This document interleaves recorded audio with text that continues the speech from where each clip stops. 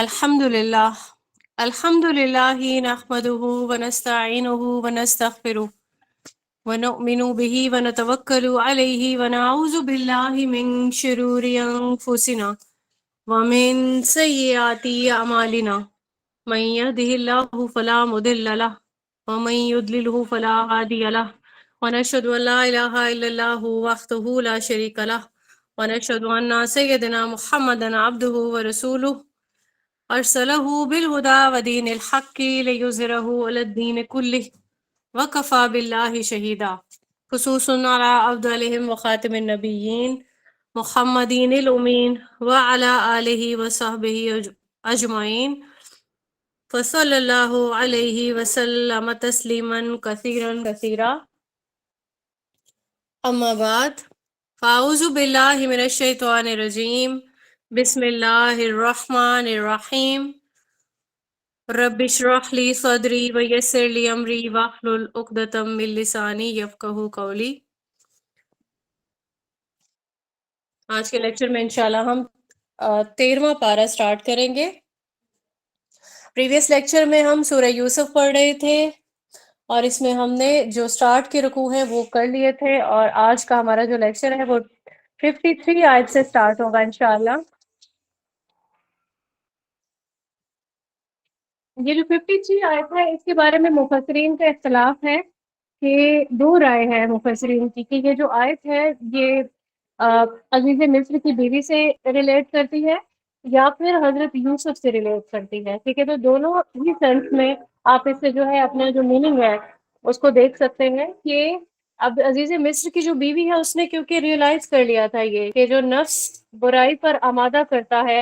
ٹھیک ہے، اس بارے میں تو مفسرین کی یہ بھی رائے ہے کہ یہ جو سٹیٹمنٹ ہے یہ حضرت یوسف علیہ السلام کی بھی ہو سکتی ہے۔ اس کے بعد 54 جو آیت ہے اس میں ہم دیکھتے ہیں کہ جو بادشاہ ہے جب اس نے دیکھا ہے کہ خواب کی تعبیر کے بارے میں بہت اچھی تعبیر ان کو دی گئی تھی بادشاہ کو حضرت یوسف علیہ السلام کی طرف سے،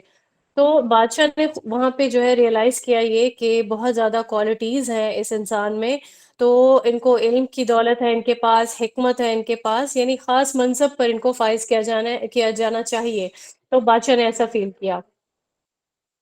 تو یہاں پہ یہ دیکھیں کہ بادشاہ نے حضرت یوسف علیہ السلام کو بلوایا اپنے پاس کہ آپ آ جائیں، ٹھیک ہے۔ حضرت یوسف علیہ السلام نے، ہم نے پہلے پڑھا تھا کہ انہوں نے پہلے قید خانہ سے آنا جو ہے انہوں نے قبول نہیں کیا جائے گا، کہ پہلے تحقیق کریں آپ کہ مجھے بے قصور کیوں قید خانے میں ڈالا گیا، اور پھر ہم نے یہ پڑھا تھا کہ تمام بیگمات کو بلا لیا گیا، پھر اس کے بعد سب نے اس چیز کا اعتراف کر لیا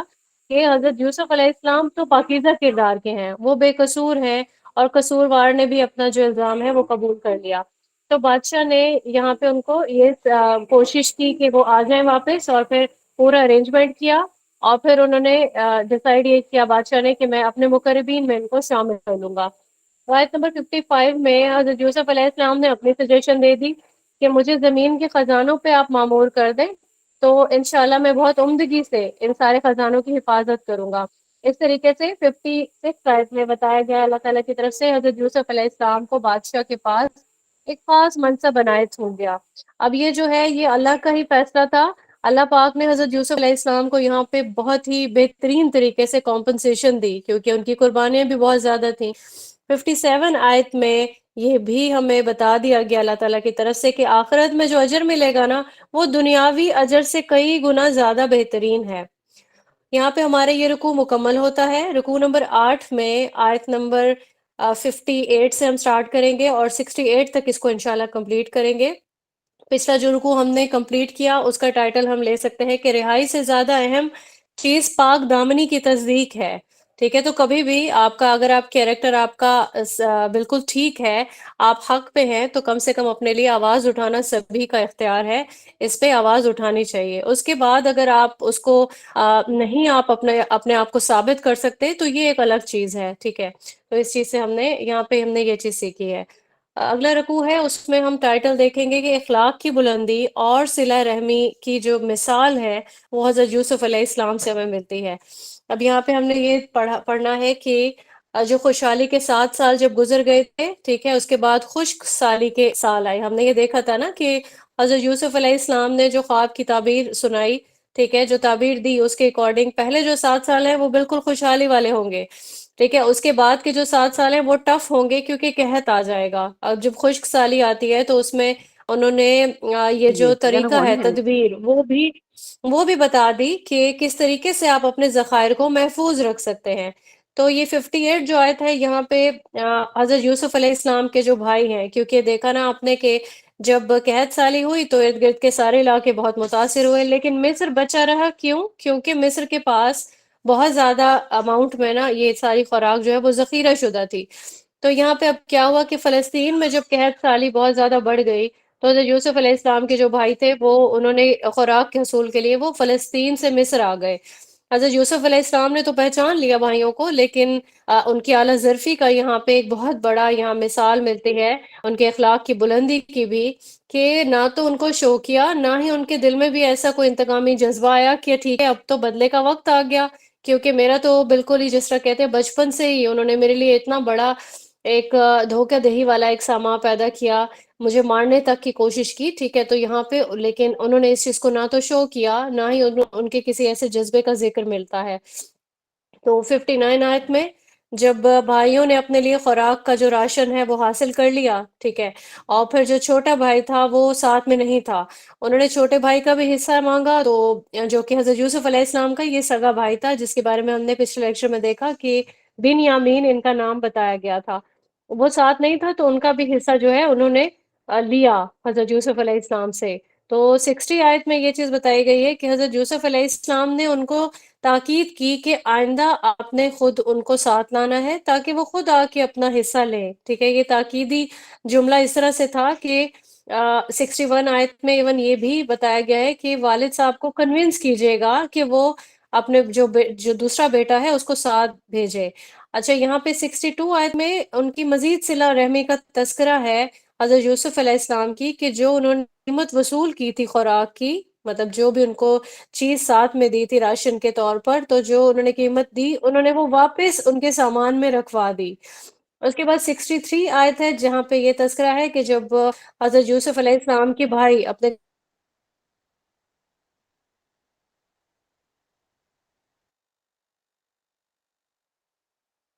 ہم تو دیکھ چکے تھے کہ پہلے بھی میں نے ایک بار ان پہ بھروسہ کیا تھا اپنے بڑے بیٹوں پر، لیکن انہوں نے اس کا کیا صلہ دیا، حضرت یوسف علیہ السلام کے ساتھ ان کو غائب کر دیا دھوکہ دہی کی، اور ابھی حضرت یعقوب علیہ السلام جو ہے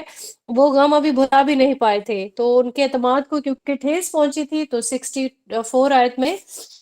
سے انکار کیا اور ان کو کہا کہ میں تم لوگوں پہ اعتماد نہیں کر سکتا ہوں۔ 65 آیت ہے کہ بیٹوں نے دیکھا کہ سامان میں جو ہم نے قیمت دی تھی وہ واپس کر دی گئی ہے، تو انہوں نے اپنے والد صاحب کو بتایا کہ یہ بہت ہی ایک نفع مند جو ہے یہ ایک معاملہ ہے، تو کیوں نہ ہم دوبارہ بھی جائیں اور دوبارہ بھی اپنے لیے اس طرح سے راشن لے آئیں۔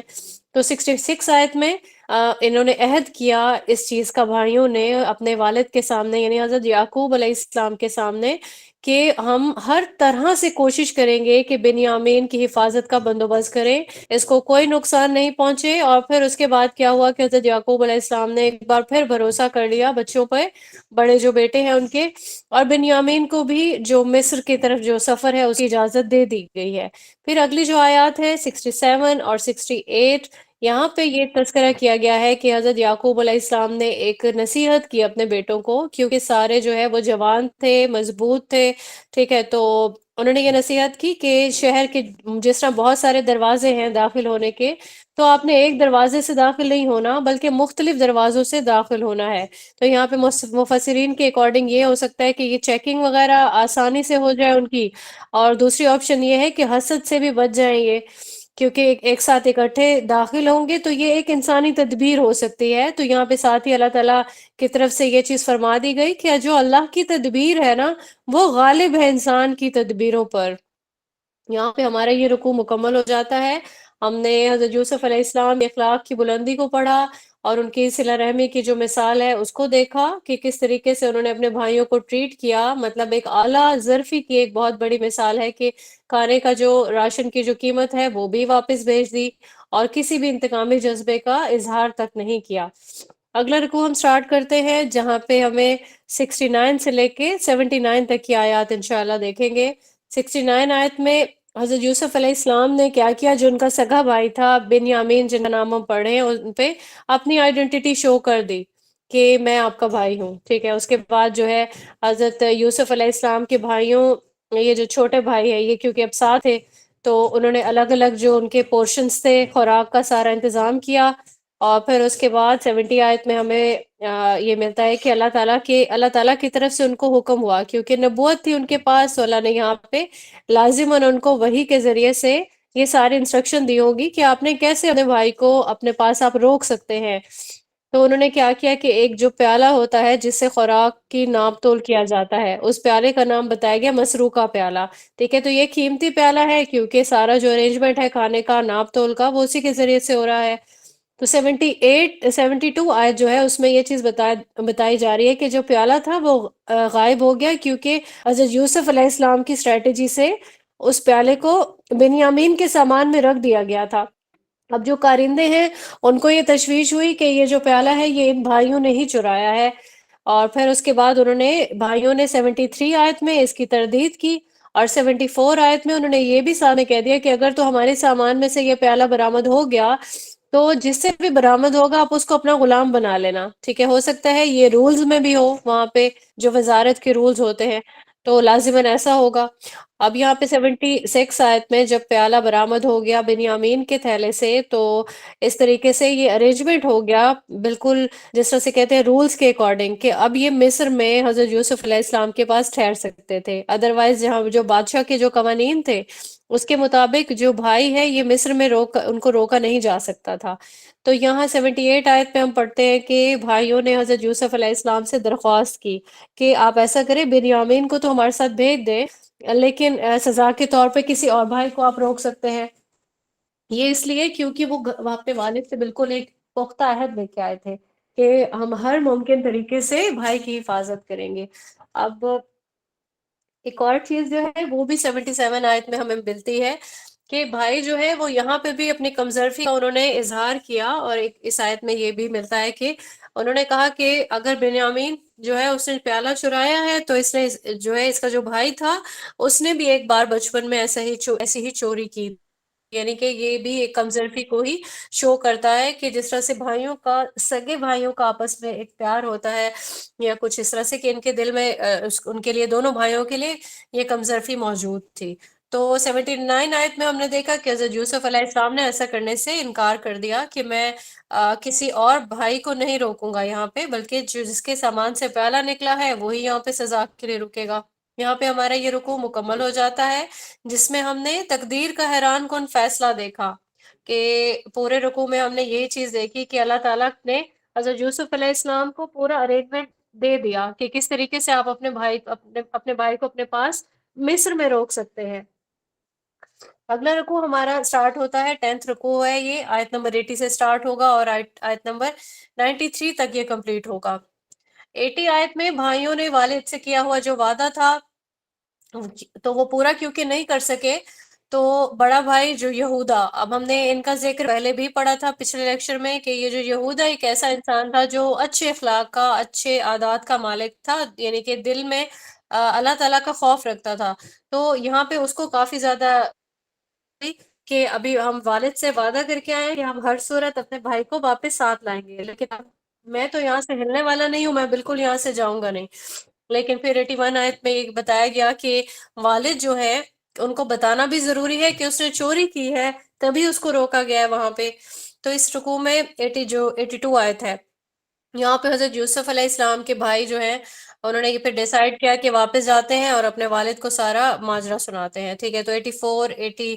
تک کی جو آیات ہیں اس میں یہی چیز بتائی گئی ہے کہ مسلسل ان کو صدمے کی وجہ سے وہ روتے رہے، مسلسل اس قدر روئے، اس قدر شدت سے حضرت یعقوب علیہ السلام نے یہ چیز محسوس کی کہ پہلے ایک بیٹے کی جدائی ابھی تک وہ بھول نہیں پائے تھے، غم ان کے اندر ابھی تک موجود تھا، اور اب دیکھیں کہ دوسرے بیٹے کی بھی جدائی ایسا نہ ہو، اور پھر وسوسے بھی ہوں گے یقیناً کہ کہیں اس بیٹے کو بھی انہوں نے کوئی نقصان نہ پہنچا دیا ہو، تو ان کی بینائی چلی گئی اس رونے کی وجہ سے۔ اور پھر 87 آیت میں بتایا جا رہا ہے کہ انہوں نے شدت غم کے باوجود بھی امید کا دامن بالکل نہیں چھوڑا، اور بیٹوں کو حکم دیا کہ ٹھیک ہے اب جاؤ اور جا کے تلاش کرو یوسف علیہ السلام کو بھی اور پھر ان کے بھائی کو بھی آپ تلاش کرو. اللہ تعالیٰ کی رحمت سے مایوس نہیں ہونا، کیونکہ رحمت سے مایوس ہونے والے کافر ہو سکتے ہیں، مومن نہیں ہو سکتے ہیں. 88 آیت میں اب یہاں پہ حضرت یوسف علیہ السلام کے پاس تیسری بار ان کے گھر والے جو ہیں، یعنی کہ بھائی، وہ حاضر ہو گئے اور انہوں نے ذکر کیا کہ کس طریقے سے جو میرے والد صاحب ہیں وہ رنج و الم کا شکار ہو گئے ہیں، اور دوسرا یہ کہ ہمارے پاس اب اتنے پیسے بھی نہیں ہیں کہ ہم یہاں سے خوراک کو کچھ خرید سکیں، یعنی ان پہ ایک غربت والا ایک عالم ہے. اور پھر اب آپ نے ان کو ایک التجا یہ بھی کر دی کہ ہمیں جو ہے کچھ قیمت تو آپ ہم سے بھلے سے وصول کر لیں، اس قیمت کی ہمیں خوراک دے دیں، لیکن کچھ حصہ ہمیں صدقے کے طور پر بھی دے دیں، کیونکہ اب ہماری افورڈیبلٹی پہ قیمت جو ہے وہ آ نہیں رہی ہے، خوراک کا حصول ہماری افورڈیبلٹی میں آ نہیں رہا. اب یہاں پہ 89 آیت میں بتایا جا رہا ہے اللہ تعالیٰ کی طرف سے کہ حضرت یوسف علیہ السلام نے جب دیکھا کہ میرے بھائی بہت زیادہ لاچار جو ہے ہو گئے ہیں اور غربت والا ان کا ایک عالم ہے، ان سے یہ چیز برداشت نہیں ہوئی، اور پھر انہوں نے اپنا جو آئیڈینٹی ہے شو کرنے کا فیصلہ کیا. اور پھر انہوں نے ان سے پوچھا کہ 90 آیت میں کہ اب آپ نے جو ہے یوسف کے ساتھ اور اس کے بھائی کے ساتھ کیا کیا تھا دور جاہلیت میں. بھائی یہاں پہ کافی حیران ہو گئے، اور پھر انہوں نے وہ پہچان گئے اور پوچھا کیا آپ یوسف ہیں؟ حضرت یوسف علیہ السلام نے جواب دیا کہ جی میں یوسف ہوں. اور پھر انہوں نے بھائیوں نے حضرت یوسف علیہ السلام سے اپنے کیے کی معافی مانگی کہ جو بھی ہم نے عمل کیا اس کے لیے آپ ہمیں معاف کر دیں. 91 آیت ہے جس میں انہوں نے اللہ تعالیٰ کی قسم کھائی کہ واقعی اللہ تعالیٰ نے آپ علیہ السلام کو ہم سب پہ فضیلت بخشی ہے. 92 آیت میں حضرت یوسف علیہ السلام نے بھائیوں کو معاف کر دیا، اور 93 میں اپنا کرتا دیا ان کو کہ آپ نے اس کو لے جانا ہے میرے کرتے کو اور والد صاحب کے چہرے پہ ڈال دیں، اور ان کو میری خوشبو محسوس ہوگی، اور ان کی انشاءاللہ جو بنائی ہے وہ بھی واپس لوٹ آئے گی. اور پھر ساتھ میں ان کو اپنے پاس بلانے کی دعوت بھی دے دی کہ آپ سب لوگ میرے پاس آئیں. یہاں پہ ہمارا یہ رکوع کمپلیٹ ہوتا ہے. اس رکوع میں ہم نے یہی چیز دیکھی ہے کہ کیسے اللہ تعالیٰ کی رحمت سے جو انسان مایوس نہیں ہوتا، وہ جو چاہتا ہے اس کو اپنا جو بھی جائز عمل ہے اس کو پا لیتا ہے انشاءاللہ. تو حضرت یوسف علیہ السلام کو بھی ڈھونڈ لیا انہوں نے، اور بھائی کو بھی ڈھونڈ لیا، اپنے کیے کی انہوں نے معافی بھی مانگ لی، اور پھر اپنے والد صاحب کی جو آنکھیں ہیں،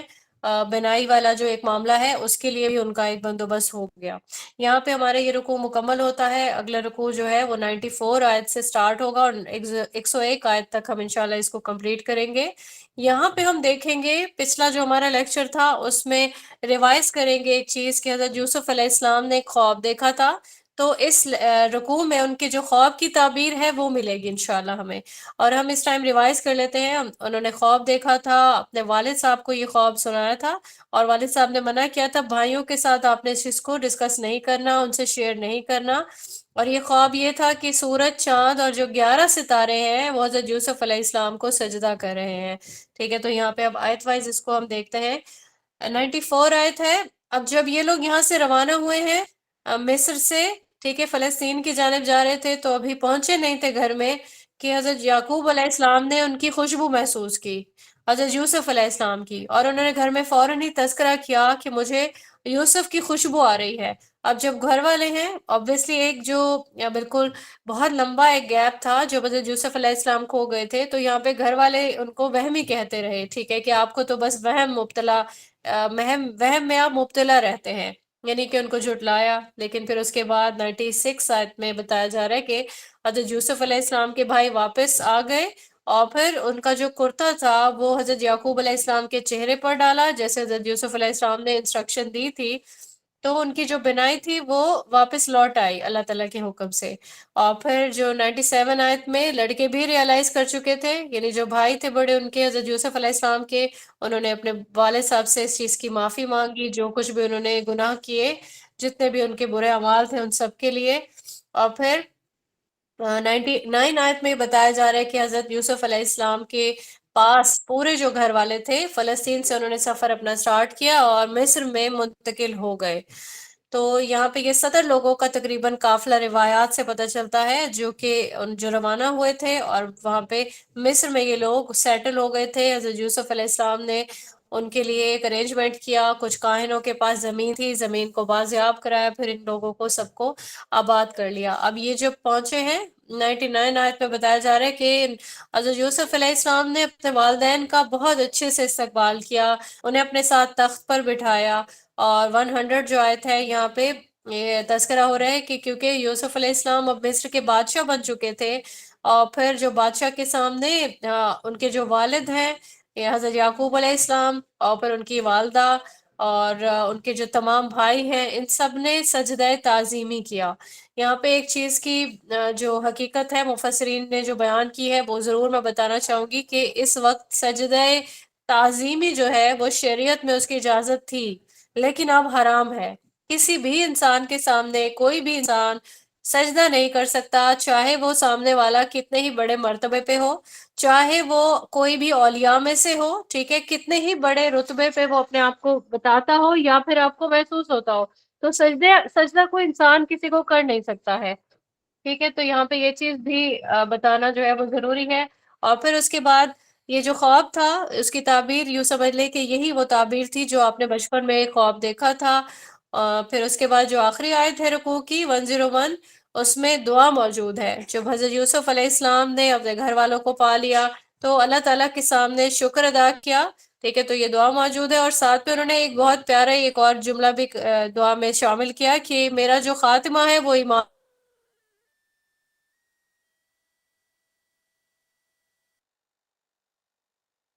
اس کے بعد اگلا رکوع ہے رکوع نمبر 12، اس میں آیات جو شامل ہے وہ ہے 102 سے لے کے 111 تک۔ یہاں پہ 102 اور 103 آیت میں رسول اللہ صلی اللہ علیہ وآلہ وسلم سے مخاطبت ہے کہ آپ کو یہ جو ساری خبریں ہیں غیب کی یہ سنا دی گئی ہیں، اور یہ بھی بتایا گیا کہ جس طرح بہت سارے ایسے لوگ ہیں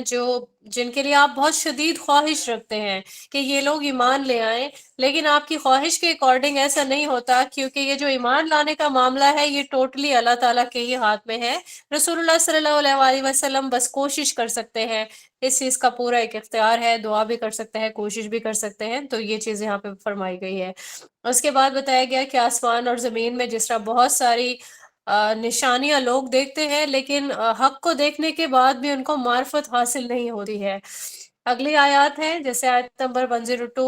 میں اکثر لوگ ایمان لے آتے ہیں لیکن کیا کرتے ہیں، ساتھ ساتھ شرک بھی کیے جاتے ہیں۔ تو شرک سے روکنا اور صرف اللہ کی بندگی کرنا اور اسی کی دعوت دینا رسول اللہ صلی اللہ علیہ وآلہ وسلم کا راستہ ہے، اور جو بھی آپ کی پیروی کرنے والے لوگ ہیں ان سب کا یہی راستہ ہے کہ شرک کا بالکل بھی اس پہ کمپرومائز نہیں کرنا ہے، ایک اللہ کی بندگی کرنا ہے، خود بھی کاربند رہنا ہے، دوسروں کو بھی اس کی دعوت دینا ہے، اور جو ایسا کرنے لگتے ہیں شرک والے کام ان کو روکنا بھی ہماری ذمہ داری ہے، کیونکہ یہی جو عمل ہے یہ ہم سب کو دائمی عذاب سے بچانے والا ہے، اور کوئی بھی جو دین کا داعی ہوگا اس کے لیے یہ کام صدقہ جاریہ کی حیثیت رکھتا ہے۔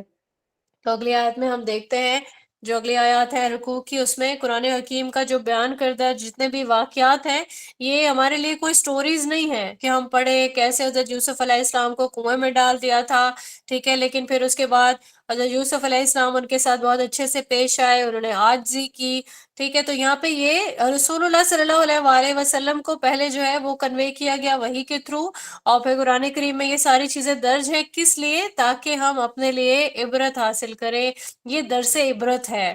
اور پھر رسول اللہ صلی اللہ علیہ وآلہ وسلم کو بھی یہ سارے جو واقعات ہیں وہ سننے کے بعد ان کو اس چیز کا احساس ہو گیا کہ پہلے جتنے بھی رسول آئے، جتنے بھی نبی آئے، ان سب نے قربانیاں دی، کیسے کیسے ان پر حالات آئے، ٹھیک ہے، انہوں نے صبر سے کام لیا۔ تو یہ یوں سمجھ لے کہ ایک ٹریننگ والا جو ہے ایک عمل تھا کہ رسول اللہ صلی اللہ علیہ وآلہ وسلم کو بھی تو لوگوں نے مکہ سے ہجرت پہ مجبور کر دیا تھا نا، ٹھیک ہے۔ تو یہاں پہ ان کے لیے تشفیع ہے کہ ابھی آپ جو ہے آپ کو یہ لوگ مجبور کر رہے ہیں، لیکن ایک وہ والا دن بھی آئے گا جب سب کے سب آپ کے سامنے ندامت کے طور پہ کھڑے ہوں گے، سر جھکائے ہوئے ہوں گے، کیونکہ اللہ کی سنت ہے یہ کہ اللہ پاک جو ہے وہ تقوی اور صبر کی جو صفات رکھنے والے لوگ ہیں انہی کو ہی اللہ پاک سرخرو کر دیتا ہے۔ یہاں پہ الحمدللہ ہم نے سورہ یوسف کمپلیٹ کی ہے، بہت پیاری سورہ ہے، ہمارے لیے سیکھنے کے بہت سارے جو ہے پوائنٹس ہمارے سامنے آتے ہیں کہ ہم نے کیا کیا سیکھا، ہم نے صبر سیکھا، ہم نے دیکھا کہ کیسے انسان صبر کرنے والوں کو جو ہے جو بھی صبر کرنے والا انسان ہوگا اس کو اللہ تعالیٰ سرخرو فرمائیں گے، جو بھی تقوی کی روش پہ اختیار کرے گا اللہ تعالیٰ اس کو اس کا ساتھ دیں گے انشاءاللہ۔ اور پھر اللہ کی راہ میں جتنے بھی قربانیاں ہیں وہ کبھی رائے گاہ نہیں جاتی ہیں، ٹھیک ہے؟ تو اللہ تعالیٰ کی تدبیر پہ ہی توکل کرنی ہے ہم نے، کہ اللہ تعالیٰ کی جو تدبیر ہے وہ سب پہ غالب ہے، کوئی کتنا ہی کیوں آپ کے پیچھے پڑ جائے، کوئی کتنا ہی حاسد ہو جائے، ٹھیک ہے، اور وہ طاقت والا ہو، وہ مال والا ہو، وہ رتبے والا ہو، وہ کچھ نہیں کر سکتا جب تک ہمارا اللہ نہ چاہے، ٹھیک ہے؟ تو توکل کا جو دامن ہے اور امید کا، یہ کبھی کسی نے نہیں چھوڑنا ہے انشاءاللہ۔ ہمارا اگلا جو سورت ہے ہماری وہ سورہ رعد ہے۔ سورہ رعد کی میننگ یہی ہے کہ بجلی کی کڑک، ٹھیک ہے، لیکن اس میں ہم دیکھتے ہیں کہ اس کڑک کی مشابہت اللہ تعالیٰ نے کس چیز کے ساتھ دی ہے، ٹھیک ہے؟ تو ہمیں انشاءاللہ اس میں بھی سیکھنے والے بہت ساری چیزیں ملیں گی۔ پہلا رکوع ہم سٹارٹ کرتے ہیں سورہ رعد کا، جس میں 1 سے لے کے 7 تک کی آیات ہیں۔ پہلی آیت حروف مقطعات سے سٹارٹ ہوتی ہے، اس کے بعد 2 سے لے کے جو 4 آیات ہیں، اس میں ہم اللہ تعالیٰ کی جو کائنات کی بہت ہی پیاری پیاری نشانیاں ہیں، ٹھیک ہے، وہ دیکھیں گے انشاءاللہ کہ کس طریقے سے اللہ تعالیٰ نے اتنا بلند آسمان، جس کی ابھی تک کوئی تحقیق نہیں کر سکتا کہ اس کی لمٹ کیا ہے، ٹھیک ہے، تو بغیر ستونوں کے اللہ تعالیٰ نے یہ جو آسمان ہے اس کو تخلیق کیا، ایک بہت بڑی کائنات ہے۔ اور پھر یہ کائنات صرف ایسے بنا کے چھوڑ نہیں دیا گیا اللہ تعالیٰ کی طرف سے، بلکہ پورا ارینجمنٹ ہے اللہ کی، ایک پورے اس نظام کی ایک تدبیر ہے کہ کیسے سورج نے نکلنا ہے، کیسے چاند نے آنا ہے، ایک خاص ضابطہ ہے، ٹھیک ہے، اس کے ان کے گرد میں ایک کشش ہے، کیسے کیسے یہ لوگ گردش کریں گے، کبھی 1 منٹ کا بھی ہیر پھیر نہیں ہے، اور اگر ہے تو وہ کیسے کیسے سیزنز کے حساب سے ہے۔ اور بہت بڑی ایک زمین ہے جو کہ پھیلی ہوئی ہے، اس کی بھی کوئی ہمیں آخری حد نظر نہیں آتی ہے، ٹھیک ہے، اور پھر جو یہ پہاڑ ہیں اونچے اونچے، اور اس کے ساتھ کبھی دیکھتے ہیں پہاڑوں کا سفر کرتے کرتے اچانک ہم دیکھتے ہیں کہ ہمارا دل خوش کرنے والی نہریں آ جاتی ہیں، چشمے آ جاتے ہیں، ٹھیک ہے، دریا ہیں۔ اس کے بعد اگر ہم فروٹس کو ہی دیکھیں، اور پھر فروٹس کے جوڑوں کا، یہاں میووں کے جوڑوں کا ذکر کیا گیا ہے کہ میوے بھی جوڑوں کی صورت میں ہیں، اور ایک ہی جڑ سے نکلنے والے کھجور جو ہیں وہ 2 درختوں کے پھلوں کے ہم دیکھتے ہیں کہ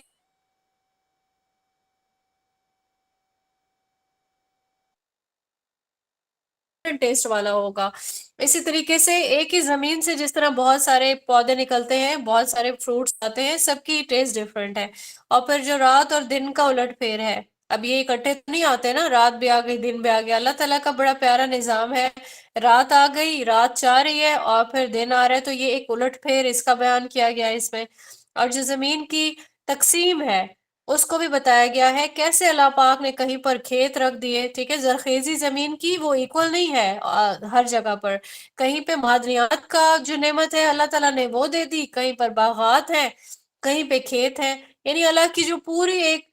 زمین ہے، پوری کائنات ہے، وہ شاہکار سے بھری ہوئی ہے۔ اللہ تعالیٰ کی قدرت کی نہ تو کوئی گنتی کر سکتا ہے، ٹھیک ہے، نہ ہی ہم اس سے امپریس ہوئے بغیر رہ سکتے ہیں۔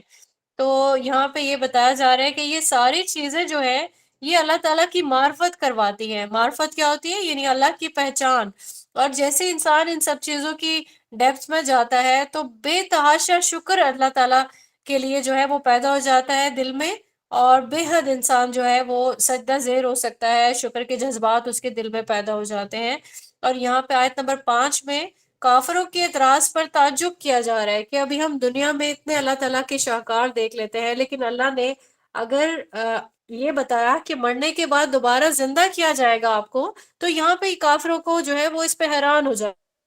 زندہ کر لے گا اللہ؟ اگر اللہ پاک یہ سب چیزیں کر سکتا ہے، ٹھیک ہے، تو اس کے لیے یہ بالکل بھی ایک مشکل معاملہ نہیں ہے کہ مرنے کے بعد وہ سب کو اٹھا لے۔ تو اللہ ان پر رحم کرنا چاہتا ہے، لیکن یہ جو لوگ ہیں یہ ہٹ دھرم ہیں، ٹھیک ہے، یہ کیا کہتے ہیں؟ اب ہم نے یہ بھی دیکھا کس طرح ہٹ دھرمی کی ایک آخری لیول ہوتا ہے کہ یہ اللہ کے عذاب کو ایون دعوت دینے کے مترادف ہو جاتی ہے چیزیں، کہ عذاب کیوں نہیں آ رہا، ٹھیک ہے، آیت نمبر 6 میں یہی چیز بتا رہے ہیں کہ عذاب کیوں نہیں آ رہا، عذاب کا ایون مطالبہ کرنے لگتے ہیں، اور یہ ان کی بے رحمی اور ان کی سرکشی کی ایک بالکل عظیم مثال اس کو ہم کہہ سکتے ہیں۔ تو جو 7 والی آیت ہے اس میں جس طرح مشرکین رسول اللہ صلی اللہ علیہ وآلہ وسلم سے معجزہ مانگتے تھے کہ ہمیں کچھ دکھائیں، کوئی ہمارے لیے معجزہ کرے، ٹھیک ہے، تب ہم یقین لائیں گے۔ تو یہاں پہ رسول اللہ صلی اللہ علیہ وآلہ وسلم کو اللہ تعالیٰ فرما رہے ہیں کہ آپ ان سب چیزوں کو بالکل اس چیز کی فکر نہیں کریں، آپ کو خبردار کرنے کے لیے بھیجا گیا ہے، آپ خبردار کرنے والے ہیں۔ یہاں پہ ہمارا یہ رکوع کمپلیٹ ہوتا ہے جس میں ہم نے اللہ کی قدرت کے بے مثال شاہکار دیکھے ہیں۔ بہت پیاری آیات ہیں یہ، انشاءاللہ جب بھی آپ اس کا مطالعہ کریں گے اور اس کی جب تلاوت کریں گے آپ کو بہت اچھا محسوس ہوتا ہے، انسان شکر جو ہے وہ اللہ تعالیٰ کا بہت زیادہ ادا کرنے لگتا ہے۔ اگلا رکوع سٹارٹ ہوتا ہے ہمارا حق اور باطل کے لیے مثال۔ آیت نمبر 8 سے لے کے 18 تک کی آیات اس میں شامل ہیں۔ تو جو سٹارٹنگ کی آیات ہیں 8، 9 اور 10، اس میں ہم دیکھتے ہیں کہ اللہ جانتا ہے کہ ماں کے پیٹ کے اندر پرورش پانے والا جو بھی ہے، مطلب وہ لڑکا ہے لڑکی ہے، یہ بھی اس کا مستقبل کیسا ہوگا، وہ مزاج کا کیسا ہوگا، وہ آنے والے وقت میں کیا کام کرے گا، تو ان سب کو اللہ پاک نے فرمایا کہ یہ سبھی چیزیں غیب کی ہی خبریں ہیں اور اس کو کوئی اور جان نہیں سکتا سوائے اللہ کے۔ اور اسی طریقے سے پوری کائنات کا جو نظام ہے یہ بھی اسی طریقے سے سوائے اللہ کے کوئی اس پہ غلبہ نہیں پا سکتا، کوئی اس کے بارے میں جان نہیں سکتا ہے، بے شک اللہ ان سب چیزوں سے پوری طریقے سے واقف ہے۔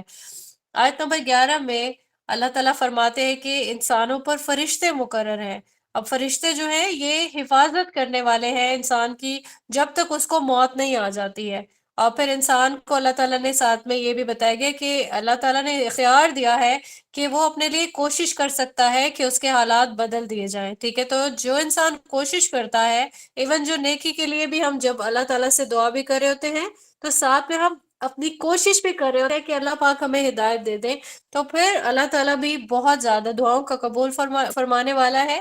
اور اللہ اس کے لیے بہت زیادہ انسان کے لیے آسانیاں فرما دیتے ہیں۔ لیکن اگر کوئی، ہم نے پہلے قرآن کریم کی بہت ساری آیات میں پڑھا کہ اسٹیمپ کس پہ ہوتی ہے گمراہی کی، جو خود اپنے لیے ڈیسائیڈ کر لے کہ ٹھیک ہے میں نے اپنی جو ہے اپنے حالات نہیں بدلنے، اپنے طور طریقے نہیں بدلنے، ایمان کا میرا لیول یہی رہے گا۔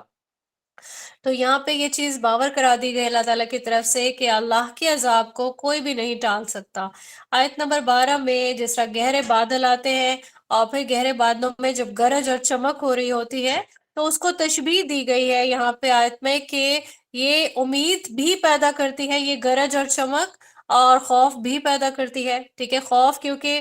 خوف میں بھی انسان کو ایک امید ہوتی ہے نا کہ اللہ پاک قادر ہے، وہ اللہ میرے حالات کو بدل سکتا ہے، ٹھیک ہے۔ اسی طریقے سے جب وہ گرج ہو رہی ہوتی ہے تو خوف بھی ہوتا ہے لیکن ساتھ ایک امید بھی ہوتی ہے، تو یہ تشبیہ جو ہے وہ دی گئی ہے انسان کے لیے۔ آیت نمبر 13 میں فرمایا جا رہا ہے کہ کڑک کے ساتھ اللہ کے عذاب کو ڈرایا گیا ہے، کیونکہ جب بجلی چمکتی ہے تو اس کے گرنے کا بھی ایک خدشہ ہوتا ہے نا۔ اب جو بجلی گرتی ہے تو ویسے ہی اللہ کی پکڑ کو یہاں پہ تشبیہ دی گئی ہے کہ اللہ کی پکڑ بھی ایسے ہی شدید ہے، کیونکہ آسمانی بجلی جب گرتی ہے تو ہر چیز کو تباہ و برباد کر دیتی ہے۔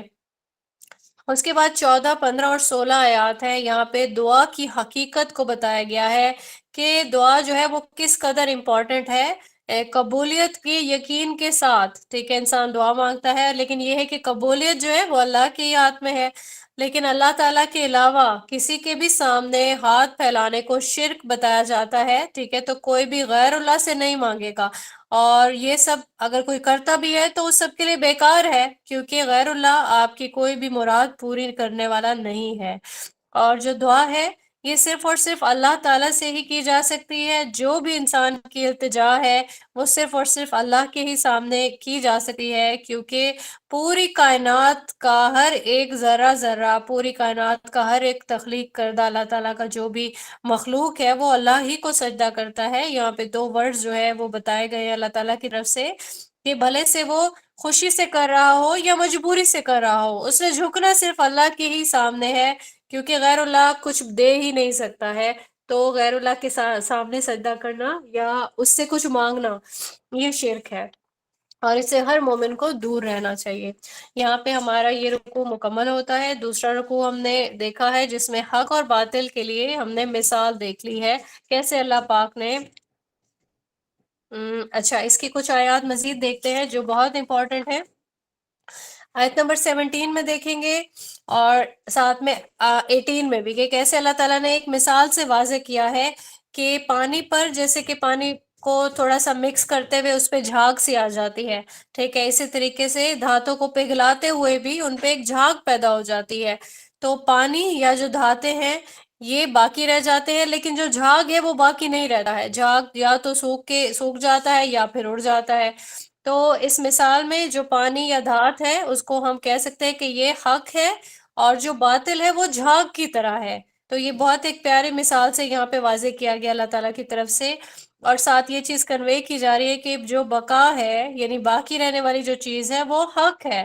باطل کبھی بھی کھڑا نہیں رہ سکتا ہے، وہ جھاگ کی طرح سے مٹ جائے گا. اور پھر انسان کے لیے تاریخ گواہ ہے کہ جب بھی اہل حق نے ایک جوان مردی دکھائی، جب بھی باطل کے سامنے وہ ڈٹ کے کھڑے ہو گئے تو کیا ہوا؟ باطل نیست و نابود ہو گیا. حق کا ساتھ دینے والوں کے لیے اللہ کے ہاں بہترین بدلہ ہے، اور باطل کا ساتھ دینے والے جو لوگ ہیں ان کے لیے بدترین انجام ہے. ان سے کوئی بھی چیز فدیے کے طور پہ قبول نہیں کی جائے گی، کیونکہ ان کا ٹھکانہ جہنم ہے، اور جہنم ایک بہت بری جگہ ہے ٹھہرنے کے لیے. اگلا رکوع ہم سٹارٹ کریں گے. رکوع نمبر 3 ہوگا، آیت نمبر 19 سے یہ سٹارٹ ہوگا، 26 تک کی آیات ہم انشاءاللہ اس میں پڑھیں گے. یہاں پہ آیت نمبر 19 میں اہل قرآن یعنی جو ایمان والے لوگ ہیں اور جو ایمان والے نہیں ہیں، جو ایمان نہیں لاتے، ان دونوں کے بارے میں یہاں بتایا گیا ہے کہ یہ کبھی بھی برابر نہیں ہو سکتے ہیں. اور ہمارے لیے جو حق کی معرفت کا ذریعہ ہے یہ صرف اور صرف قرآن ہے. تو اس رکوع میں ہم حق کا ساتھ دینے والوں کی صفات دیکھیں گے. وہ کون کون سی صفات ہیں؟ 20 آیت میں ہم دیکھتے ہیں کہ اللہ کے ساتھ عہد بندگی کی پاسداری کرتے ہیں، اپنے وعدوں کی خلاف ورزی نہیں کرتے. 21 آیت میں وہ اس تعلق کو قائم رکھتے ہیں جس کو اللہ تعالیٰ نے قائم رکھنے کا حکم دیا ہے، یعنی قرابت داری رشتہ داروں سے، اور اللہ تعالیٰ نے جس کے لیے بھی حکم دے دیا ان سب کے ساتھ تعلق کو قائم رکھنا ہے، ہر وقت اللہ سے ہی ڈرتے رہنا ہے. 22 آیت ہے جس میں اللہ کی رضا کی خاطر حق کی راہ میں آنے والی مشکلات پر صبر کرتے ہیں، نماز قائم کرتے ہیں، اللہ کی راہ میں خرچ کرتے ہیں، چاہے وہ کھلے کرے یا چھپے ہوئے کرے. کھلے مطلب اعلانیہ، اور چاہے وہ کسی کو بتائے بنا خرچ کرے، وہ اللہ کی راہ میں خرچ کرتے ہیں. ٹھیک ہے، یہ ہم کون سے لوگوں کی صفات دیکھ رہے ہیں؟ جو لوگ حق کا ساتھ دیتے ہیں. اور ساتھ میں ایک اور چیز بتائی جا رہی ہے جو سبھی لوگوں کے لیے بہت امپورٹنٹ ہے، ہم سب کے لیے، کہ برائی کا جواب اچھائی سے دیتے ہیں. ٹھیک ہے، ہم لوگ اچھے کا تو اچھے طریقے سے جواب دے دیتے ہیں نا، کہ یہ ہمارے ساتھ بہت اچھا ٹریٹ کر رہا ہے، لیکن ہم کبھی بھی برے انسان کا جواب اچھائی سے نہیں دیتے ہیں. ٹھیک ہے، تو یہاں پہ ہم نے دیکھا کہ حق کا ساتھ دینے والوں کی صفت کیا ہے. کوئی آپ کے ساتھ برا بھی کر رہا ہے تو آپ نے جواب اچھے سے ہی دینا ہے، کیونکہ اللہ تعالیٰ کو یہ کوالٹی پسند ہے. ٹھیک ہے، تو انشاءاللہ سب دعا کریں گے دل میں کہ اللہ تعالیٰ ہم میں یہ کوالٹی پیدا کریں، اور ہم اپنی یہ صفت جو ہے، جو حق کا ساتھ دینے والوں کی صفات ہے، ان میں یہ صفت ہم لوگوں میں بھی شامل ہو جائے انشاءاللہ. اب 23 آیت میں ان لوگوں کے لیے جنت کے باغات کی جو ہے وہ کی گئی ہے، خوشخبری دی گئی ہے، جہاں پر ان کے نیک والدین بھی ان کے ساتھ ہوں گے، ان کی نیک اولادیں اور ان کی بیویاں بھی ان کے ساتھ ہوں گی. آیت نمبر 24 میں نیک لوگوں کا اعزاز بتایا گیا ہے کہ جنت میں ان کے لیے سلامتی ہوگا، اسی صورت میں ان کو یہ اعزاز ملے گا. 25 آیت ہے. اب یہاں پہ جنت کے تذکرے کے بعد اب دیکھیں کہ جو دشمن ہیں، جو حق کی راہ میں کھڑے ہوتے ہیں، اللہ تعالیٰ سے کیے گئے جو عہد بندگی ہے اس کا وہ پاس نہیں رکھتے ہیں. اللہ تعالیٰ نے جن لوگوں کے ساتھ تعلق کو قائم رکھنے کا حکم دیا ہے، یہ ان لوگوں کے ساتھ تعلق قائم نہیں رکھتے ہیں، یعنی یہ اللہ کے نافرمان ہے، اور یہ لوگ زمین میں فساد مچاتے ہیں. تو ان لوگوں کے بارے میں اللہ نے فرمایا ایسے لوگوں پر دنیا میں بھی اللہ کی لعنت ہے اور آخرت میں بھی ان کے لیے برا انجام ہے. یہاں پہ 26 آیت آ رہی ہے، یہاں پہ رزق کے حصول کی مصروفیت میں جو لوگ آخرت کو بھول جاتے ہیں ان کے لیے تنبیہ ہے. ٹھیک ہے، یہ بہت ہی الارمنگ آیت ہے سبھی لوگوں کے لیے، کہ یہاں بہت ہی پیار سے سمجھا دیا گیا اللہ تعالیٰ کی طرف سے کہ دنیا کا فائدہ تھوڑا سا ہے. ٹھیک ہے، سبھی لوگوں کو اپنے معاش کی فکر کرنے کے ساتھ ساتھ آخرت کو بھی یاد رکھنا چاہیے، آخرت کو کبھی نہیں بھول سکتا انسان. رکوع نمبر 3 ہم نے کمپلیٹ کر لیا ہے، ہم نے حق کا ساتھ دینے والے لوگوں کی صفات پڑھی ہیں. ٹھیک ہے، وہ لوگ اللہ تعالیٰ کے ساتھ جو عہد کیا گیا اس کی بندگی کرتے ہیں، اس بندگی کی پاسداری کرتے ہیں، قرابت داروں کے ساتھ اپنا تعلق قائم رکھتے ہیں، وعدوں کی خلاف ورزی نہیں کرتے ہیں، اللہ سے ڈرتے رہتے ہیں، اللہ کی رضا کے لیے صبر کرتے ہیں، مشکلات پر نماز کا تذکرہ ہے اور خرچ کرنے کا ہے، ٹھیک ہے۔ اور پھر جو ایک اور بہت اچھی چیز کہ برے لوگوں کا بھی اچھائی سے جواب دیتے ہیں، ٹھیک ہے۔ تو یہاں پہ ایسے سب لوگوں کے لیے اللہ تعالیٰ نے جنت کی بشارت دی ہے، جبکہ ان سب چیزوں کی اور نافرمان جو لوگ ہوں گے ان سب کے لیے لعنت ہے، جہنم کی وعید ہے، برا انجام ہے۔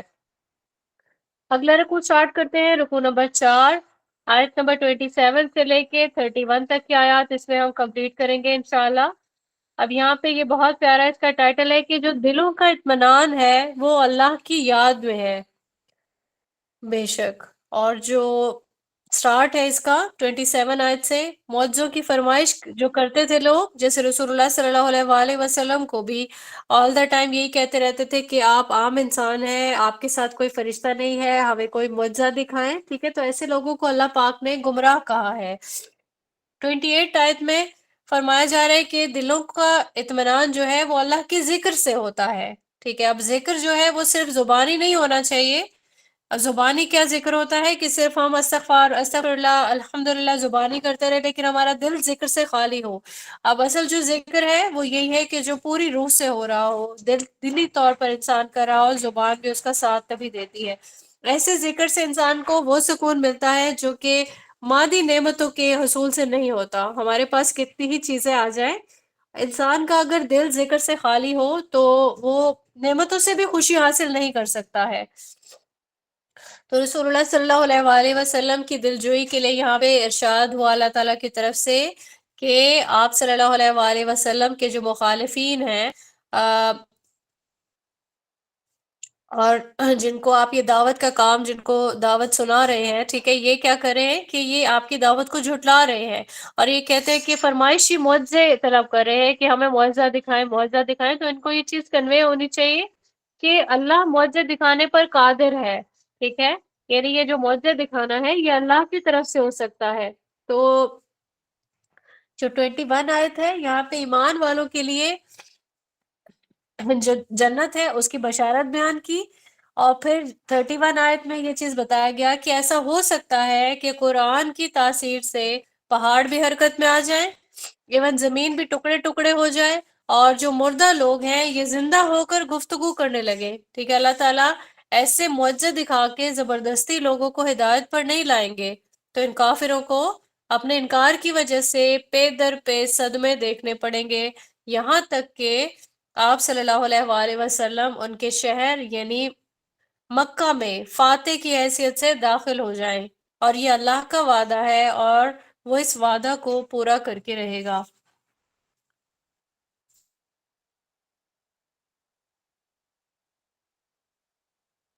مکمل ہوتا ہے جس میں ہم نے یہ پڑھا کہ دلوں کو جو اطمینان حاصل ہوتا ہے وہ اللہ کے ذکر سے ہوتا ہے، اللہ کی یاد سے ہوتا ہے۔ اگلا رکوع ہمارا سٹارٹ ہوتا ہے جس میں ہم حق کے مخالفین کا برا انجام پڑھیں گے۔ آیت نمبر 32 سے لے کے 37 تک کی آیات اس میں شامل ہیں۔ 32 آیت میں جو رکوع سٹارٹ ہو رہا ہے پچھلی قوموں کا تذکرہ کیا گیا ہے کہ پچھلی قوموں نے جب رسولوں کا مذاق اڑایا تو اللہ تعالیٰ کی طرف سے ان کو ڈھیل دی گئی، ٹھیک ہے، لیکن پھر کیا ہوا، ان دی اینڈ ان کی جب مہلت ختم ہوئی تو پھر یہ عذاب کی مستحق ہو گئی۔ 33 آیت میں مشرکین نے اللہ تعالیٰ کے ساتھ شریک ٹھہرا رکھے ہیں نا جس طرح، تو انہیں یہ چیز بتائی گئی ہے کہ کس طریقے سے اللہ تعالیٰ نے کتاب نازل فرمائی کہ میرے ساتھ جو ہے یہ ہستیاں شریک ہیں، ٹھیک ہے۔ تو مشرکین کیونکہ وہ شرک کرتے تھے تو ان کو یہ چیز جو ہے بتائی گئی کہ شرک نہیں کرنا ہے اور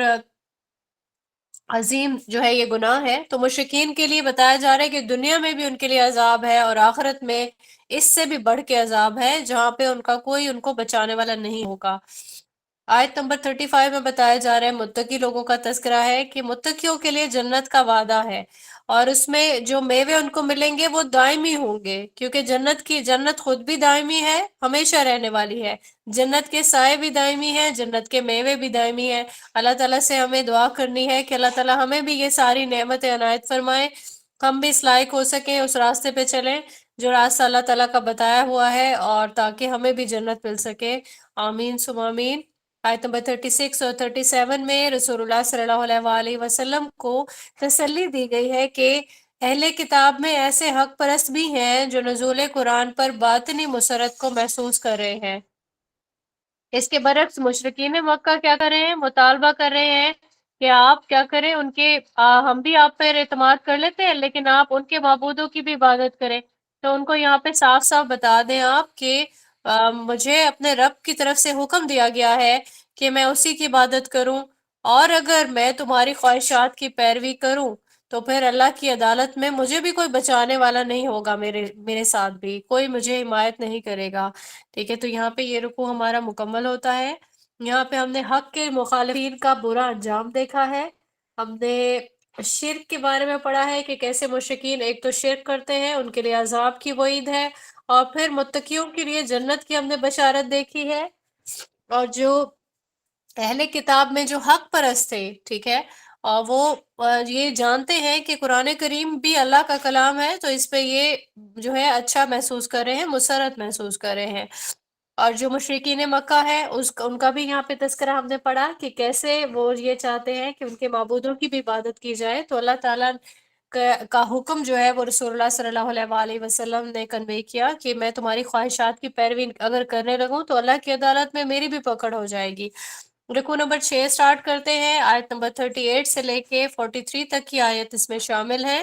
مخالفین حق کے لیے دھمکی کا تذکرہ ہے اس میں۔ 38 آیت میں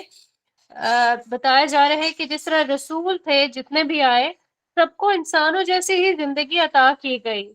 جیسے کہ سبھی کے پاس بیویاں تھی، اولادیں تھیں، ٹھیک ہے، یعنی کہ وہ عام انسانوں جیسی ہی زندگی انہوں نے گزاری، اپنے معاش کی فکر بھی کرتے ہوں گے، یعنی تمام چیزیں۔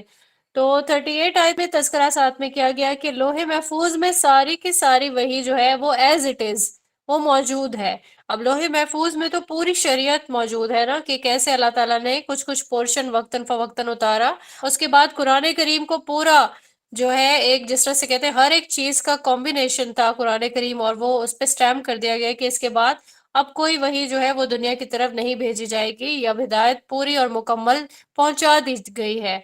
آیت نمبر 40 میں آگاہ کیا گیا ہے کہ رسول اللہ صلی اللہ علیہ وآلہ وسلم کی رسپانسبلٹی یہ ہے کہ ان کو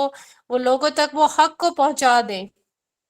اب یہاں پہ پہنچانے کا تذکرہ ہے، ان سے منوانے کا تذکرہ نہیں ہے، ٹھیک ہے، آپ منوا نہیں سکتے رسول اللہ صلی اللہ علیہ وآلہ وسلم۔ اور پھر مشرکین جو ہے وہ فرمائشی معجزات دکھانے کا تقاضا کرتے رہتے ہیں، ان کو بھی جواب دیا جا رہا ہے کہ معجزہ دکھانا رسول کا کام نہیں ہے، بلکہ یہ اللہ کا اختیار ہے۔ اب رسول اللہ صلی اللہ علیہ وآلہ وسلم کی تشفیع کے لیے یہ بھی بتایا گیا ہے کہ مشرکین کو ان کی ریشہ دوانیوں کی سزا ضرور دی جائے گی، لیکن اس کے لیے وقت طے ہے، یعنی ایسا نہیں ہو سکتا کہ ابھی جو ہے جس طرح سے وہ کر رہے ہیں عمل، اللہ تعالیٰ کی ایک جو سنت ہے اس میں ڈھیل دینا بھی ہے۔ اللہ تعالیٰ نے خود ڈیسائیڈ کر رکھا ہوتا ہے کہ ایک وقت طے ہے، طے شدہ وقت کے اندر وہ اپنا جتنا بھی اپنا نافرمانی سرکشی ہے وہ کرتے رہیں گے، لیکن اس کے بعد کیا ہوگا؟ اللہ جسے چاہے گا باقی رکھے گا اور جس کو چاہے گا اللہ مٹا دے گا۔ تو آپ صلی اللہ علیہ وآلہ وسلم ان سب تک حق کا پیغام پہنچاتے رہیے، ان کے جرائم کا جو حساب ہے وہ اللہ تعالیٰ خود لے لیں گے، ٹھیک ہے۔ تو یہ چیز ہم نے آیت نمبر 40 تک پڑھ لی۔ آیت نمبر 41 میں جو حق کے دشمن ہیں ان کو خبردار کیا گیا ہے کہ اب زمین کا گھیرا تنگ ہو رہا ہے ان کے ارد گرد، اور پھر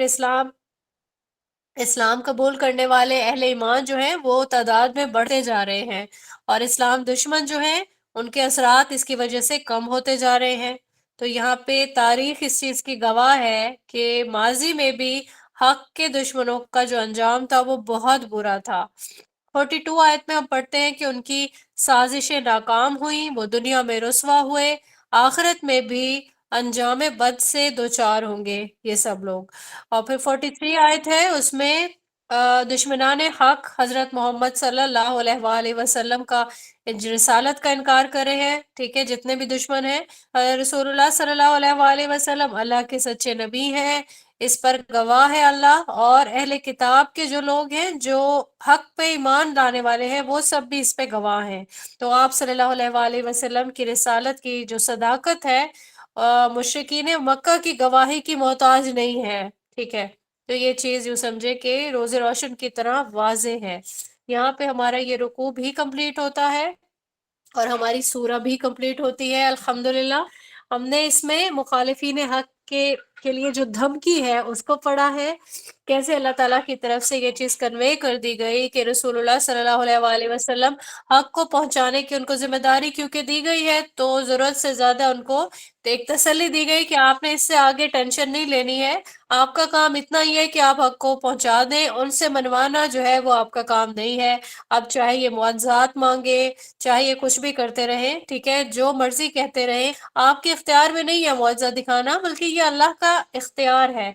اور پھر ان کا جو ایک مدت ہے ان کی، وہ طے شدہ ہے اللہ تعالیٰ کی طرف سے۔ اس کے بعد پھر جب اللہ نے اپنا فیصلہ کرنا ہے تو حق والے جو ہے وہ باقی رہ جائیں گے، لیکن باقی سب کو اللہ پاک مٹا دیں گے، ٹھیک ہے۔ اور پھر اسلام جو قبول کرنے والے لوگ ہیں کیونکہ وہ بڑھ رہے ہیں، تو پھر جو دشمن ہیں اسلام کے، ان سب کا گھیرا گریجولی جو ہے وہ تنگ پڑتا جا رہا ہے۔ یہاں پہ ہماری یہ سورہ کمپلیٹ ہوتی ہے۔ سورہ ابراہیم ہم سٹارٹ کریں گے انشاءاللہ، اس پارے کی آخری سورت ہے۔ پہلا رکوع 1 سے لے کے 4 تک کی آیات پر مشتمل ہے۔ اس میں اہل حق کے لیے بشارت جو ہے وہ دی جا رہی ہے، اور اب پوری سورہ میں، اور جو نزول قرآن کا مقصد ہے وہ ہم ان چاروں آیات میں انشاءاللہ پڑھیں گے۔ رسول اللہ صلی اللہ علیہ وآلہ وسلم پر قرآن اس لیے نازل کیا گیا کہ آپ صلی اللہ علیہ وآلہ وسلم لوگوں کو اللہ کی توفیق سے گمراہیوں کے اندھیروں سے نکال کر ہدایت کی روشنی میں لے آئیں۔ دوسری آیت میں بتایا جا رہا ہے کہ کافروں کے لیے شدید عذاب ہوگا۔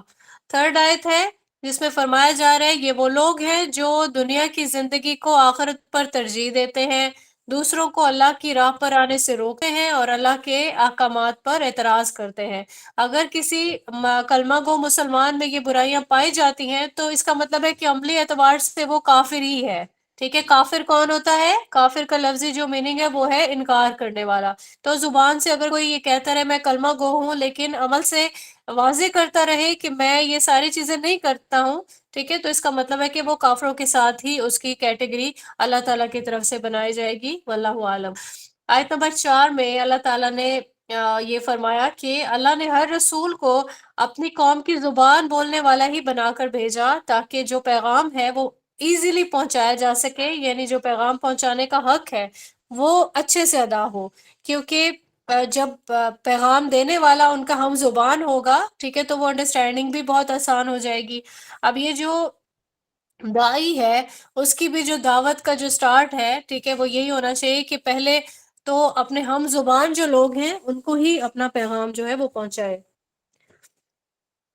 اگلا رکوع ہمارا سٹارٹ ہوتا ہے۔ اس رکوع میں ہم نے نزول قرآن کا مقصد دیکھ لیا، اور پھر کہ انسان کے لیے یہ ہدایت ہے قرآن،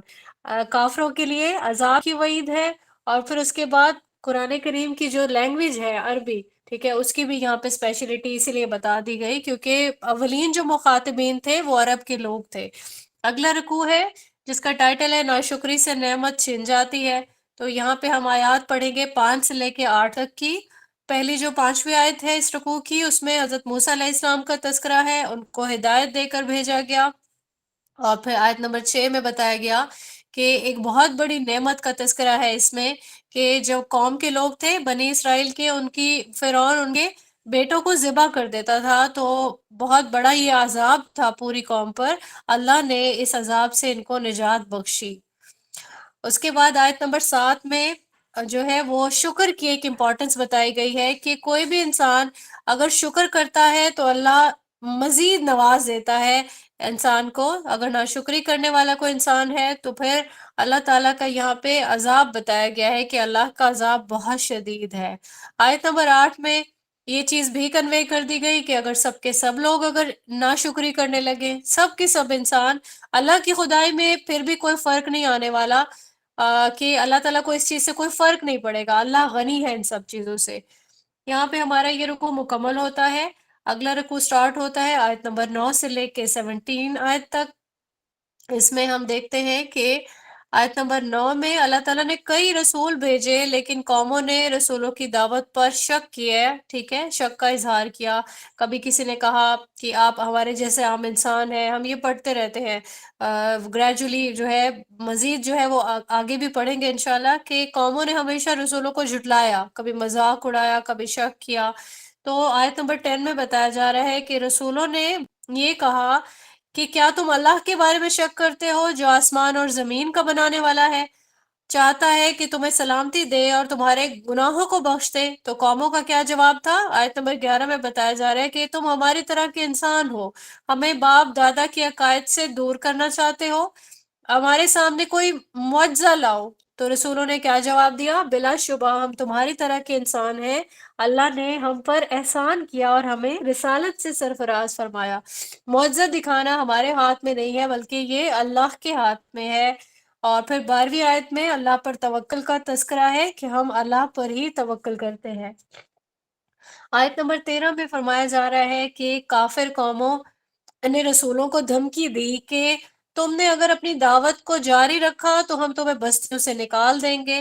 تو اللہ نے رسولوں کو بشارت دی کہ ہم ان کافروں کو ہلاک کر دیں گے۔ ہم نے پہلے پڑھا، پچھلے لیکچر میں بھی ہم نے دیکھا تھا کہ کیسے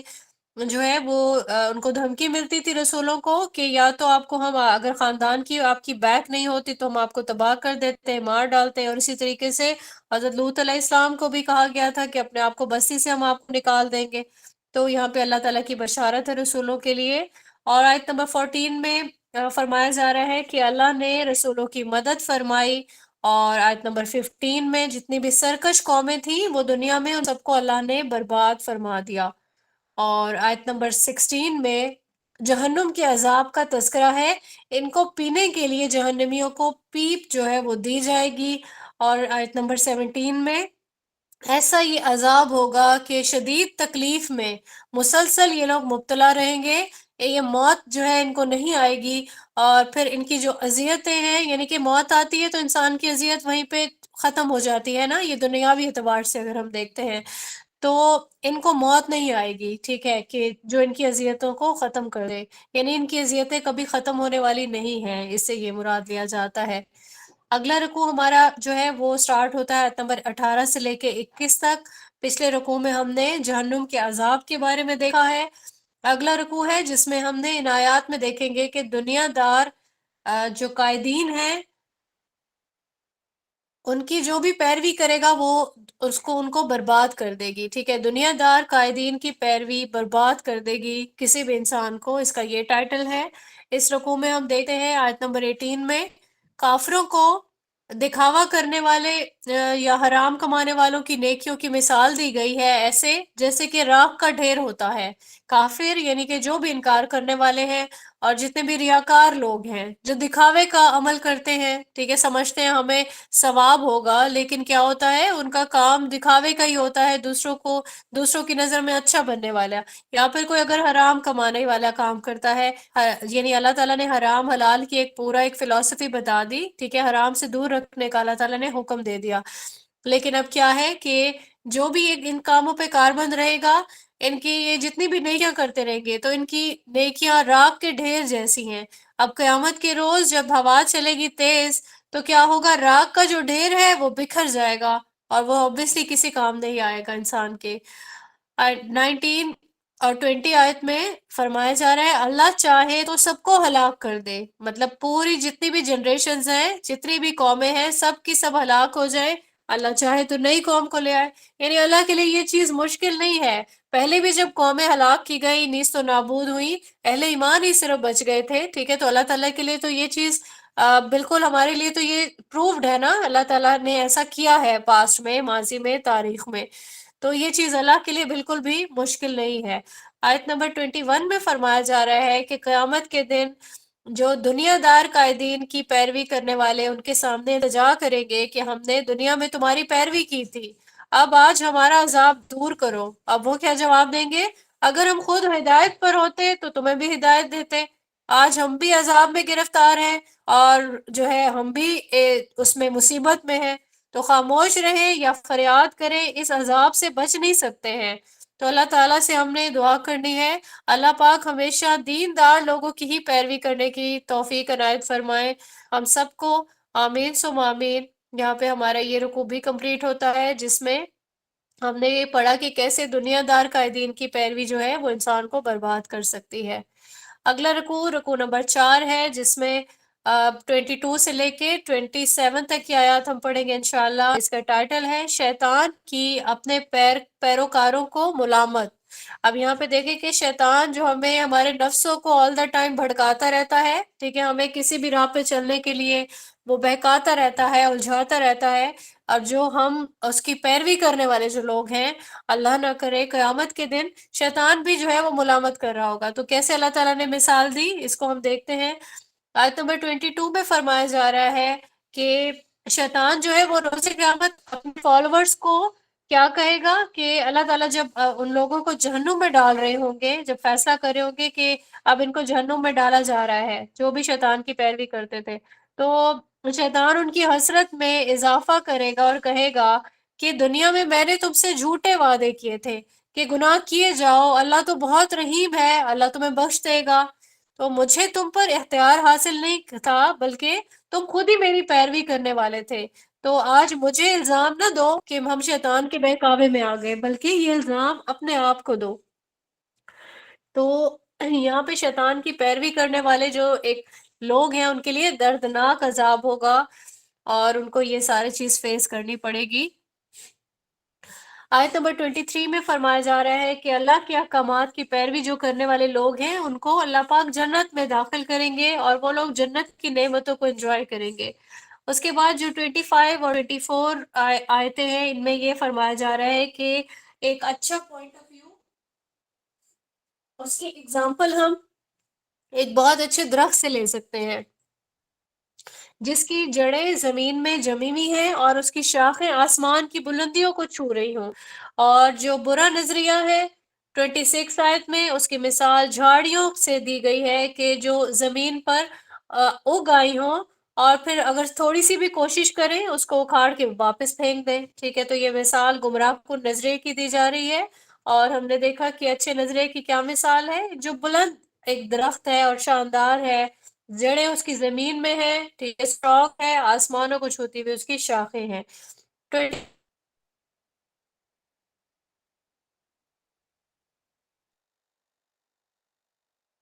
پاکیزہ نظریات کی جو عنایت ہے، ٹھیک ہے، وہ بتائی گئی ہے کہ مومنوں کو یہ چیز عطا کی جائے گی انشاءاللہ۔ اور رسول اللہ صلی اللہ علیہ وآلہ وسلم کا بھی یہ ارشاد ہے کہ بے شک قرآن کے ذریعے سے ہی اللہ پاک قوموں کو عروج دے گا، اس کتاب کو چھوڑنے کی وجہ سے ہی اللہ پاک لوگوں کو پست فرما دے گا۔ یہاں پہ ہمارا یہ رکوع مکمل ہوتا ہے۔ ہم نے اس رکوع میں شیطان کی جو پیروکار ہیں ان کو شیطان جو ملامت کر رہا ہے اس کے بارے میں پڑھا کہ ایون شیطان بھی جو ہے وہ بھی ایک سائڈ پہ ہو جائے گا اور کہے گا کہ ٹھیک ہے، میں نے تم لوگوں پہ کوئی جو ہے زور زبردستی نہیں کی تھی، بلکہ آج اپنے آپ کو ہی الزام دو۔ یہاں پہ ہم دوسرا جو رکوع ہے ہمارا 5واں وہ سٹارٹ کرتے ہیں۔ آیت نمبر 28 سے لے کے 34 تک کی آیات اس میں شامل ہیں۔ اس کا ٹائٹل ہے اللہ کی نعمتوں کو شمار نہیں کیا جا سکتا۔ 28 اور 29 آیت ہے، اس میں ہم توحید کو جو شرک سے بدلنے والے لوگ ہیں ان کی وعید پڑھتے ہیں کہ اللہ پاک نے ایسے لوگوں کو جہنم کی وعید کی ہے، اور 30 آیت میں شرک کرنے والوں کے لیے یہ چیز بتائی گئی ہے کہ ان کے لیے اب صرف دنیا ہی ہے، آخرت میں ان کا پھر کوئی حصہ نہیں ہوگا، کیونکہ شرک وہ گناہ ہے جو اللہ تعالیٰ بالکل بھی معاف نہیں فرمائیں گے۔ آیت نمبر 31 میں نماز کی تلقین بتائی گئی ہے اور اللہ تعالیٰ کی راہ میں خرچ کرنے کی، اور پھر ایسے دن کے عذاب سے بچنے کی انسان تیاری کرے کہ جس روز کوئی تعلق داری، کوئی لین دین کام نہیں آئے گا۔ اس کے بعد جو 32 اور 33 آیات ہیں اس میں اللہ کی کئی نعمتوں کا تذکرہ کیا گیا ہے، جیسے آسمان ہے، جیسے زمین ہے، جیسے بارش ہے، اور کئی طرح کے پھل ہیں، سمندر ہیں، کشتیاں ہیں، نہریں ہیں، سورج ہے، چاند، اور پھر رات، اور پھر دن، اور اس طرح کی جتنی بھی نعمتیں ہیں وہ انسان کے فائدے کے لیے اللہ تعالیٰ نے بنائی ہیں، ان سب کا تذکرہ کیا گیا ہے، اور واقعتاً ہم ان سب چیزوں کو اگر گننا بھی چاہیں تو ہم گنتی میں بھی نہیں آ سکتی ہیں، یہ ان گنت ہے۔ 34 آیت ہے، اس میں بتا دیا گیا اللہ تعالیٰ کی طرف سے کہ کوئی شمار نہیں کر سکتے، اور یہاں ہم پہ واجب ہے کہ ہم اللہ تعالیٰ کی بے شمار نعمتیں جن کی ہم کبھی بھی گنتی نہیں کر سکتے، ہمیں ان پہ اللہ تعالیٰ کا بے حد شکر ادا کرنا جو ہے وہ ہم سیکھ پائیں۔ اللہ تعالیٰ ہمیں یہ توفیق عنایت فرمائے، آمین ثم آمین۔ رکوع اگلا سٹارٹ ہوتا ہے، رکوع نمبر 6 ہے، اور 35 سے لے کے 41 تک کی آیات ہے۔ یہاں پہ حضرت ابراہیم علیہ السلام کی جو ان کی مرادیں ہیں وہ بتائی گئی ہیں، ان کی عاجزانہ مناجات کہا جائے گا اس کو، ٹھیک ہے۔ تو اس میں حضرت ابراہیم علیہ السلام نے عمر کا جو ان کا آخری حصہ تھا اس میں اللہ تعالیٰ سے کچھ جو ہے وہ دعائیں کی تھیں، ان کا تذکرہ ہے، جیسے کہ 35 آیت میں حضرت ابراہیم علیہ السلام نے اللہ تعالیٰ سے دعا کی کہ اللہ تعالیٰ شہر مکہ کو امن کا گہوارہ بنا دے، مجھے اور میری اولاد کو بتوں کی پوجا سے محفوظ فرما۔ اور 36 آیت میں اللہ تعالیٰ نے شرک سے انسانیت جو ہے وہ گمراہ ہوئی ہے، ٹھیک ہے، تو اس کا تذکرہ ہے۔ اور 37 آیت میں دعا انہوں نے کی کہ میں نے اپنے ایک بیٹے اور اس کی اولاد کو مسجد حرام کے پاس آباد کیا تاکہ وہ تیرے اس محترم گھر کو آباد کرے، اے اللہ لوگوں کے دل میں اس گھر کی محبت پیدا فرما دے تاکہ وہ بار بار اس گھر کی زیارت کے لیے حاضر ہوں۔ آپ یہ دیکھیں کہ یہ ساری دعائیں اللہ تعالیٰ نے قبول فرمائی ہیں۔ پھر اس کے بعد آیت نمبر 39 میں فرمایا جا رہا ہے کہ شکر کیا کہ تیرا شکر ہے کہ تو نے مجھے عالم بیری میں حضرت اسماعیل اور حضرت اسحاق علیہ السلام جیسے سعادت مند بیٹے عنایت فرمائے، ٹھیک ہے۔ ہم نے پڑھا تھا کہ کیسے حضرت ابراہیم علیہ السلام جب وہ اس چیز کی امید بھی نہیں رکھتے تھے، اللہ تعالیٰ نے ان کو اولاد کی نعمت سے عنایت جو ہے مالا مال کیا۔ پہلے ان کو حضرت ہاجرہ سے حضرت اسماعیل علیہ السلام عنایت ہوئے، اس کے بعد حضرت سارہ کو بھی حضرت اسحاق عنایت فرمائے گئے اللہ تعالیٰ کی طرف سے، اور یہ دونوں بہت سعادت مند بیٹے تھے۔ اس کے بعد آیت نمبر 40 میں اولاد جو ہے ان کے لیے دعا کی ہے، مجھے اور میری اولاد کو نماز قائم کرنے والا بنا۔ 41 آیت میں بخشش فرما دے میرے ماں باپ کی اور تمام اہل ایمان کی، اور ہم پر اس وقت ضرور رحم فرما جب انسانوں سے حساب کتاب لیا جا رہا ہو۔ اللہ تعالیٰ ہم سب کا حساب کتاب ہمارے لیے آسان فرمائے، آمین ثم آمین۔ تو یہ رکوع ہمارا یہاں کمپلیٹ ہوتا ہے، اس میں ہم نے دعائیں پڑھی ہیں۔ حضرت ابراہیم علیہ السلام نے بہت ہی عاجزانہ طور پر جو ہے دعائیں کی اللہ تعالیٰ سے، اور اللہ تعالیٰ نے یہ ساری دعائیں جو ہے وہ قبول و منظور فرمائیں۔ اور دیکھیں آج بھی اللہ تعالیٰ کا جو گھر ہے اس کی محبت میں لوگ بار بار اس گھر کی زیارت کے لیے جاتے ہیں، حاضر ہوتے ہیں۔ آخری رکوع ہے سورہ ابراہیم کا، رکوع نمبر 7، آیات ہیں اس میں 42 سے لے کے 52 تک۔ اس رکوع کا ٹائٹل ہے روز قیامت نافرمانوں کا برا حال ہوگا۔ 42 آیت میں فرمایا جا رہا ہے کہ اللہ تعالیٰ ظالموں کے جرائم سے غافل نہیں ہے، روز قیامت خوف کے مارے ان کی آنکھیں پتھرا جائیں گی، ٹھیک ہے۔ جب بھی کوئی انہونی چیز انسان دیکھتا ہے یا خوف کے مارے انسان کی آنکھیں بالکل ایسے ہو جاتی ہیں کہ وہ جھپکنا بھی بھول جاتی ہے، ٹھیک ہے۔ تو یہ ایک جو ہے وہ کنڈیشن یہاں پہ ذکر کی گئی اللہ تعالیٰ کی طرف سے۔ 43 آیت میں ان کے دل دہشت سے لرز رہے ہوں گے۔ 44 آیت وہ التجا کریں گے کہ انہیں ایک موقع اور دیا جائے تاکہ وہ رسولوں کی پیروی کر سکیں، ان کی یہ درخواست مسترد کر دی جائے گی، قبول نہیں کی جائے گی۔ 49 اور 50 آیات جو ہے اس میں پہلے ہم دیکھتے ہیں 45 آیت ہے کہ ظالموں کو اپنا عمل جو ہے وہ اچھے سے یہاں پہ ریئلائز ہو جائے گا، ٹھیک ہے، یعنی کوشش کر رہے ہوں گے کہ ہمیں ایک اور موقع مل جائے کیونکہ وہ اپنے عمل کو اچھے سے جان چکے ہوں گے۔ اس کے بعد 46 آیت ہے، جس طرح سے چالیں چلنے والے لوگ سمجھتے تھے نا دنیا میں کہ ہم تو بڑے اسٹرانگ ہیں، ٹھیک ہے، لیکن یہاں پہ ان کی تمام چالیں کیونکہ اللہ کے ہاتھ میں ہے، انسان کچھ بھی کرتا رہے کوئی چال خود سے چل نہیں سکتا، تمام چالیں اللہ کے ہاتھ میں ہوتی ہے۔ 47 آیت ہے جس میں فرمایا جا رہا ہے کہ رسولوں کا وعدہ پورا ہوگا جو اللہ نے رسولوں سے کیا۔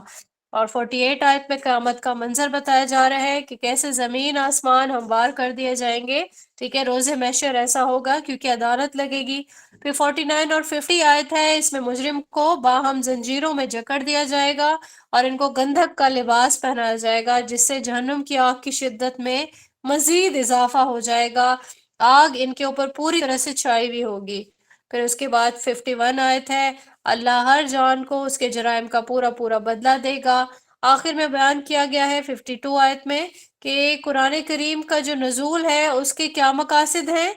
پہلا تو یہ کہ لوگوں کو بتا دیا جائے کہ اللہ کے سوا کوئی عبادت کے لائق نہیں ہے، اور پھر آخرت کے بارے میں کہ آخرت آ کے ہی رہے گی، لہٰذا تمام انسان اپنی تیاری کریں کیونکہ ان کو اپنے اعمال کی جواب دہی کرنی ہوگی۔ اللہ تعالیٰ سے دعا کرتے ہیں ہم سب کہ اللہ تعالیٰ ہمیں روز قیامت کی جو رسوائی ہے اس سے اللہ پاک ہمیں محفوظ فرمائے،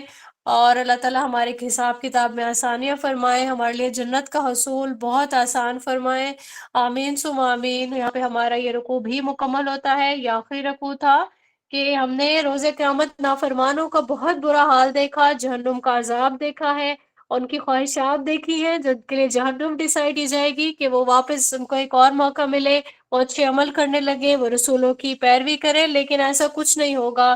وہ دن ایسا ہوگا کہ انسان کو اپنے ایک ایک عمل کا پورا پورا بدلہ ملے گا، ٹھیک ہے۔ تو اللہ تعالیٰ سے بہت زیادہ التجا کرتے ہیں، اللہ تعالیٰ سے دعا کرتے ہیں کہ اللہ تعالیٰ ہمیں روز قیامت بالکل بھی رسوا نہ کرے، ہمیں اس رسوائی سے محفوظ فرمائے۔ وآخر دعوانا ان الحمد للہ رب العالمین، سبحانک اللہم وبحمدک، نشہد ان لا الہ الا انت، نستغفرک ونتوب الیک۔ السلام علیکم ورحمۃ اللہ وبرکاتہ۔